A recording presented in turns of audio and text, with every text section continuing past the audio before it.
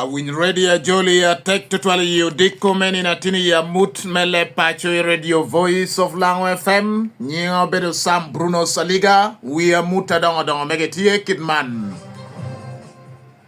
huwa dita metie lirakan no tiku katu karachel kida genga ditu twali kum kita meo yero karachel kida engineer Dr. Moses Michael dongo kune ya chalo wonyasi karachel kida ambassador wangukul kun titi ministry mejenda ni buñ duok kom yocham uduri bi chala bala won nyati melango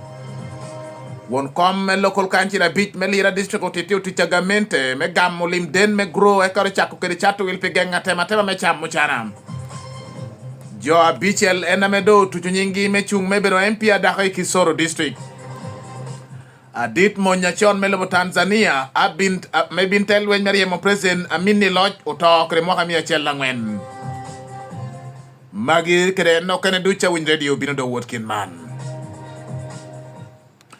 O huwa duong melira kan no tiro katu kada chel kere rokocha me duak kokoi komere won nyasi melango yosam odurebi totiti engineer Dr. Moses Michael Dongo kune amea tuchokin yo bino yera chalo won nyasi ukene kada chel kere Dixon ogwango kul me pengol logine kan no keken e kada korotito ni mano ginango bego wegi nyachi kedang luongo chokare maro keken ngola woroni obino katto ko to chawa par ye chel tuni ya par ye riome otieno kuru lambuji adit Philip Odoki ename obino katto kara chel kerem kun katto kara chel kere rokocha amera mogina par wi angwen na papat I pot papula book piera bichel wi rio ame obino chwalo. Thank you for watching Lango News channel. Please subscribe for more updates.